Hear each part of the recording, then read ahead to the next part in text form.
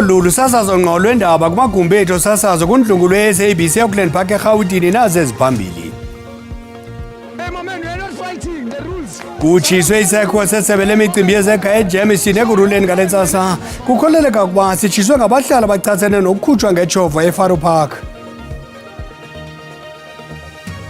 Linyukile izinga lentswela-ngqesho kweli laya kuthi xhaxhe ku-33.2% kwikota yesibini. Inkosi Mazole, isicaka sithambile, ndingaphosisanga amaseko, mandikawuleni warhuqa. Kutshiswe isakhiwo sesebe lezekhaya eJameson ekuruleni ngale ntsasa. Kukholeleka ukuba sitshiswe ngabaqhankqalazi abakhwiniswa kukukhutshwa kwizakhiwo abahlala kuzo eFaro Park kwaye banyanzelisa ukuba bavunyelwe baqhube nokuhlala kuzo. Isithethi secandelo lentlekele kwisixeko sasekuruleni uWilliam Mhladi sithi bafumene iziqhushumbi zepetroli ngaphakathi kwisakhiwo esitshisweyo sesebe lezekhaya kwaye bayawulawula umlilo. We were called that now the Home Affairs building is well alight, and from a distance one could see huge flames that were coming out through the roof already. Abanye babantu abaphoxekileyo kukutshiswa kwesakhiwo semicimbi yezekhaya sisipine beswenkile siyokutshata. I feel very sad because it's also my birthday. This was supposed to be like a very good day for us and all the things that we've planned. Come, open your head. Hey, my man, we are not fighting the rules. South African rules. Abahlali bathi akulandelwanga mgaqo abanikwanga myalelo wenkundla kuqala besithi abazi ukusuka apha kuba baza kubheka ngaphi. What any out of being funny with you all or what now? If you all can please show me your guys' court order, then we'll cooperate with you guys. Siphatheke kabi ngoba nabantwana kusasa baye esikolweni asaza ngazi nje kuninga ngazi. Uzoyapha uzolalaphi namhlanje? Kusho ukuthi bazosinika indawo. Been receiving letters to show the amount of the money that we are owing. So we try some other months we try to pay as little as we can, but obviously it's not enough for them. They want us to pay a huge amount. Where are we going to get it from? Kunjalo bambi babonakala bebhidekile kuba kutheni kwimfuneko bakhuphe irendi ngokuhlala kwezakhiwo babe bazakuba zezesibonelelo bathi bagqibela ngo-2022 kuyikhupha irendi. Imali yerent ngoba masingena la bathi siyangena after 4 years siyangena sibhadala rent after 4 years ngoba lezi it's RDP, it's going to be for us. So now I can't go and apply for a house because they took our subsidies. When you go somewhere to apply for a house, they said you already have a house. Awukacaci ukuba umyalelo okhutshwa kwabahlali uphume kweyiphi ofisi logama abanye besithi abanikwanga xesha laneleyo ukuba baphume baphele kwezakhiwo bebhala kwindaba ze-SABC. Ndinkundimphiwe Gift Nongqotho ndiseRhawutini. Intswela-ngqesho iqatsele kweli ngokwengxelo yeziko leenkcukacha-manani i-Statistics South Africa ikhuphe ingxelo yophando kwezemisebenzi lwekota yesibini nebonakalisa ukuba izinga lentswela-ngqesho lenyukile laye kutsho kumyinge we-33.2% xa kuthelekiswa no-32.9% ebhaliswe kwikota yokuqala. Inkampani yenkcukacha-manani uStats SA ithi inani labemi beli abangaphangeliyo lenyukelayo kutsho kwi-1,140 ukuya kwizigidi ezisibhozo ezinesine ngelixa abaphangelayo lonyuke ngama-19,000 ukuya kwizigidi ezili-16. Abafuna umsebenzi nabadandathekileyo ngumyinge ka-0.8% ngelixa inani labantu abathathwa njengabangasebenziyo kwezoqoqosho ngenxa yezizathu ezibaphoxayo alikatshintshi kwikota yesibini xa kuthelekiswa nekota yokuqala. Umphathi wezorhwebo imveliso nokhuphiswano uMnumzana Parkstown uthi isebe lakhe liceba ukwandisa ukubambisana namanye amazwe kwilinge lokuqinisa ubudlelwane botyalo-mali norhwebelwano. uMnumzana Tawe bethetha kwinkomfanondaba ngale ntsasa esabelana ngomboko nomphathi wezolimo uMnumzana John Steenhuisen othe urhwebelwano neMelika luyichaphazele ngokugwenxa imveliso yaseMelika. Emva kwerhafu yentlawulo enyuswe iMelika kweli ngomyinga wama-30 wepesenti, isebe lezorhwebo imveliso nokhuphiswano liphantsi phezulu neentshukumo zokuqinisekisa ukuba oku akuqatselisi intswela-ngqesho. Oku likhawulelana nako ngengxoxo namanye amazwe akwilizwekazi Asia, kumbindi wempuma nase-India ukuphuhlisa urhwebo lwezinto eziphuma eMzantsi Afrika. Kambe ke Umphathiswa welisebe uPaxton uthe bayaqhubeka ukungqobanisa inhloko neMelika.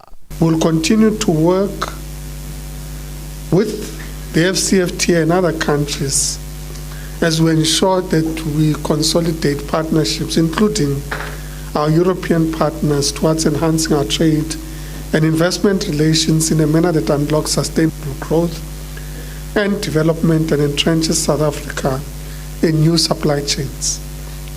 We're looking at Asia, including Japan, Vietnam, and Thailand, the Middle East, and India. We're pursuing these markets because we see growing demand, existing negotiations, and a positive reception to South African products.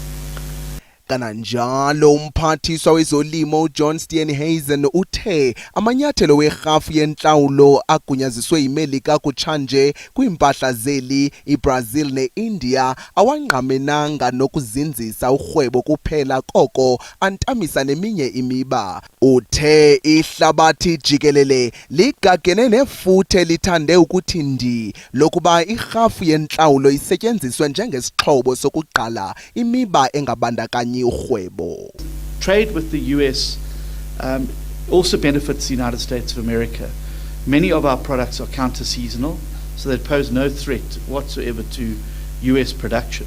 Ukanti ke kugxininiswe ukuba urhulumente umaxhapheshu nokunikeza izixhobo zezolimo nasemaphandleni ukuqinisekisa ukuba imo yentlalo yoluntu lweli ayixhorheki. Ndimlo Lilitha Ntsundwani kwiindaba ze-SABC.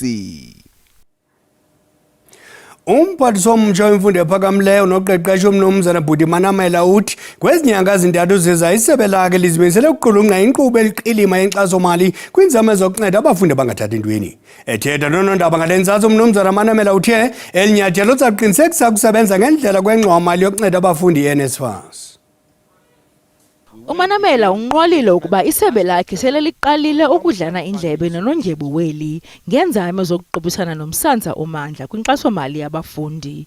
Ukwamemelele ingqonyela ilibambela yakwa-NSFAS uWasim Karim kwakunye nosihlalo webhodi uGqirha Karen Stender ukuba bazibeke esidlangalaleni iingxaki ezijamelene nayo le ngxowa-mali yokuxhasa abafundi.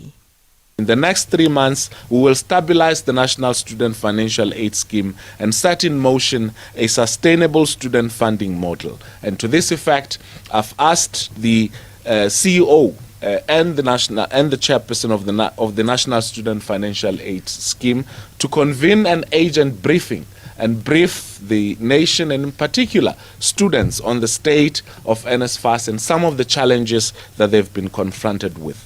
But to support their work, we've already started engagement with Treasury in filling some of the gaps that exist in terms of student funding. Umphathiswa uthe wathatha inyathelo elibukhali lokuthembisa ngokuqubisana nentswela-ngqesho kulutsha nalapho athe watyhila izakhono ezintathu zamaphulo ophuhliso neziza kujongana nolutsha olungekho zikolweni nolungenaqeqesho lwezakhono. We will establish the post-school education and training re-engineering task team, bringing together expertise from across sector to guide the redesign of our system. We will strengthen sector education and training oversight, finalize their realignment, and ensure that every SETA delivers measurable values. I've already asked the National Skills Authority to provide advice on what we need to do on some of the SETAs that they have conducted investigations upon. And in the next few days, we will make announcements to that effect. uManamela uqwele ngokuthi thaca imbono zakhe ngecandelo eliza emva kokuba bephume esikolweni abantwana necandelo lezoqeqesho.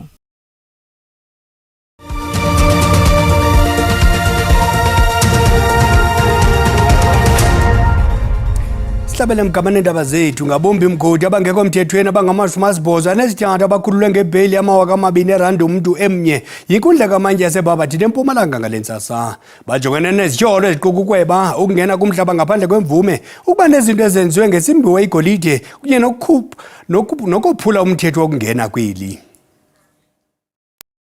Inkundla izele imingembambo ngumbono Mxesibe wozamazama ngamadoda angaphezulu kuma400 avele phambi kwenkundla phezolo aze angama-83 kuwo akhululwa ngebheyile yama-2,000 erandi indoda nganye kuwo. Ityala lawo lihlehliselwe umhla wesibini nowesithathu kwinyanga ezayo. Abezotshutshiso basiphikisile isicelo sebheyile sabarhanelwa abanamagama asekhutshelwe imisila yokubanjwa nalawo asefunyaniswe enetyala. Abarhanelwa abaselugcinweni ityala limiselwe umhla we-18, owe-19 nowama-21 kule nyanga ukuze bafake izicelo zebheyile. Ukanti ke kwiveki ephelileyo ngabombimgodi abangekho mthethweni abangama-28 abakhululwa ngebheyile yama-2,000 erandi umrhanelwa. Abazali babantwana besikolo samabanga aphansi enkundleni eBethal eMpumalanga basivalile esi sikolo bememelela ungenelelo lukarhulumente. Bathi oko iqalile ikoti yesithathu inxenye yabafundi ayilibeke esikolweni kuba ibhasi ebathutha iyekile. Ukukulandela kuba umnini ibhasi engahlawulwanga inyanga ezili-19 nokhokelele ekuvaleni kwabazali isikolo. Abazali bathi isikolo esasikufuphi savalwa ngo-2023 baze abantwana bafudusela kwesi sikolo sikude. Kuqingqithe iveki esisikolo sivaliwe, inkqubo yokufunda nokufundisa oko iphazamisekile ukuqala kwekota yesithathu. Ibhasi ibithutha abantwana phantse iminyaka emibini iyimisile inkonzo yayo. Abazali abavale isikolo bathi abonwabanga kona ngokukhupha abantwana babo esikolweni kodwa abanacebo limbi ngaphandle kokusivala esi sikolo. The parents are concerned with the transport issue because these children are too young for walking because it's far from the school. As parents, we saw it fit to close the school because other learners are sitting at home while others come to school. So it is not fair on them. So please assist us to get the bus back to transport the learners to school because it is not good for them to stay at home. Exams are approaching and they have not learned anything this term. Because it's not nice to see our child stay at home with no reason. So we want to see our child to see their success. Kambe ke ibhodi yesikolo ithi imigudu yayo yokusombulula lo mba iwaphansi. Since the beginning of the third term, now we have gone all the doors from the circuit to the district, but we didn't find a good response from the officials. All we want is the bus to take our kids to school. Lo gama isebe lezothutho lithi umnini bhasi akanasivumelwano sakuthutha abantwana. So what we have done as a department, we have decided to provide the transport as from tomorrow morning. The kids will be transported to and from the school. Ukanti ke abazali bafunge bamunca intupha ngelithi baza kuzivala mba ingcango zezisikolo de usonjululwe umbhodamo wokuthuthwa kwabantwana. Ngokophando lwenkampani Momentum Group ngumyingi we-92% yabasetyhini abazithembanga xa befika kwixesha lokuthatha umhlala-phantsi wabo. Uluphando lubonisa ukuba incoko malunga nezicwangciso zomhlala-phantsi ihlala iqala emva kwexesha kakhulu. Kwabaninzi le ncoko yenzeka kuphela kwisithuba esisondele kwiminyaka emihlanu phambi kokuthatha umhlala-phantsi. Inkampani yakwa-Momentum ithi abasetyhini banentloni kakhulu ukufumana ingcebiso esemthethweni ngokwezezimali zabo. Oko ke kuthi umyinge ka-80% wabasetyhini baxolele ukufumana ingcebiso zezezimali kumaqonga angekho sesikweni lokucebisa abantu kwaye le nkampani ayiwakhuthazi la manyathelo. Ithi ingcebiso kwezezimali ziyakufumaneka ukunikwa amadoda nabasetyhini kodwa nangona kunjalo iba ngamadoda kakhulu aye afune ulwazi. UMomentum ubongoza abasebenzi ingakumbi abasetyhini ukuba bacacelwe kakuhle bubomi babo bomhlala phantsi. Oku kungenxa yokuba ngokuphando malunga ne-8% ekhulwini yabasetyhini ekwenziwe uphando kubo abazithembileyo ngokuthatha umhlala phantsi. Only about 8% of women actually feel confident when it comes to retirement. And the reality is that often the discussion and conversation about retirement happens for most people at maybe 5 years to retirement, if they're fortunate, maybe 10 years, some 3. Le nkampani icebisa ukuba abaqeshi bakhuthaza abasebenzi babo ukuba bazibandakanye neenkqubo ezicebisa ngokomhlala phantsi ukuze benze izigqibo ezizizo ngekamva labo. In our industry, we have something called retirement benefit counseling, and this every single fund member has. It doesn't matter who you are with. It is a legislated benefit that you have where someone can explain your benefits for you. Umomentum uthi amanina athwele ubunzima ngokwezezimali nanjengoko kukho umsantso ocacileyo wemali nomzila omkhulu ngokwezengqesho phakathi kwamanina namadoda. Uthi ngenxa yoku abasetyhini kufuneka bazixhobise ngokwezezimali kuba iimeko zininzi bafumanisa ukuba umhlala phantsi wabo awukhathaleli kuphela bona kodwa nabo baxhomekeke kubo. Umongameli Donald Trump waseMelika uthi Ukraine neRussia kumele zinikele ngomnye umhlaba elinye ilizwe kwelinye kuwo ukuze iphele imfazwe phakathi kwawo. Echaza inhlanganiso ezayo nomongameli Vladimir Putin eAlaska ngoLwesihlanu, umongameli Trump uthe uza kubona kwemizuzu emibini ehlangene nomongameli Putin ukuba iza kuba khona kusini na inkqubela kulo ngqungquthela yabo. Umongameli Trump uthi uza kuzama ukuba kubuyiselwe omnye umhlaba kulawulo lwe-Ukraine nangona kungacaci ukuba ngowuphi lo mhlaba iRussia engavuma ukubuyisela e-Ukraine. iRussia seyohluthe malunga nesihlanu ekhulwini somhlaba we-Ukraine nakubeni i-Ukraine ingenamhlaba ewohluthe eRussia.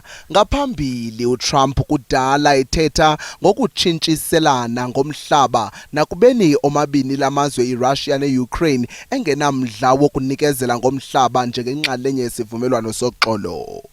Kambe ke amazwe ase-Europe axhalabile ngokuthotyelwa kweRussia kakhulu ngelithi oko kungadala iingxaki zokhuseleko kwilixa elizayo kumazwe asentshona. Ukanti ke iinkokheli zase-Europe ziza kubamba inkomfa ngevidiyo nomnumzana Trump isekela lakhe uJD Vance nomongameli Zelensky wase-Ukraine kuboniswane ngekamva le-Ukraine nezicwangciso zoxolo lwaphakade e-Europe. Unobhala jikelele wezizwe ezimanyene umnumzana Antonio Guterres usihleke kabukhali iziganeko zokubulawa kwentatheli ezintandathu zasePalestina sesikhululo sikamabona kude Al Jazeera eGaza City kwinto enxulumene nemfazwe eqhuba eGaza. Umnumzana Guterres uvakalise ukungoneliseki sesiganeko ekwi-ofisi yamalungelo oluntu yezizwe ezimanyeneyo egxeka ukubulawa kwentatheli esithi oku kukunyhasha amalungelo nomthetho wamazwe ngamazwe. Colleagues of our Al Jazeera friends here who were working in Gaza were victims yet again of the conflict. I can tell you that the Secretary General condemns the killing of the 6 Palestinian journalists in an Israeli airstrike in Gaza City on August 10th. These latest killings highlight the extreme risks that journalists continue to face when covering this ongoing conflict. The Secretary General calls for an independent and impartial investigation into these latest killings. At least 242 journalists have been killed in Gaza since the war began. Journalists and media workers must be respected, they must be protected, and they must be allowed to carry out their work freely, free from fear and free from harassment. Sibuyele ekhaya kwabasetyhini abasebenza kwelicandelo lendaba nezisematheni sithi eneneni amaqobokazana ngalala endleleni kunyembelekile.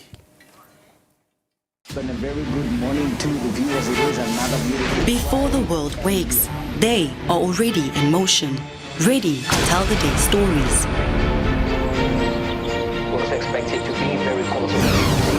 You may not see them on your screens, but their fingerprints are on every frame. The women of FTA News and Current Affairs are the heartbeat behind the headlines. With purpose in every step, they enter the newsroom where stories come alive.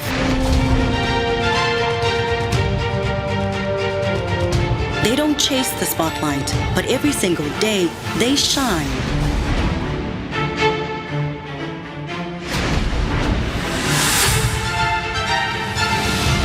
From morning briefings to final script edits, they work behind the scenes, crafting stories that inform the nation, shaping conversations, and giving voice to truth. This Women's Month, we honor their commitment, their brilliance, their passion, and the unwavering heart they pour into every story they tell. In the edit suite, every frame is polished with precision, their eyes catching what others might miss. They guide the newsrooms, lead the stories, and shape the national conversation with courage, clarity, and quiet strength.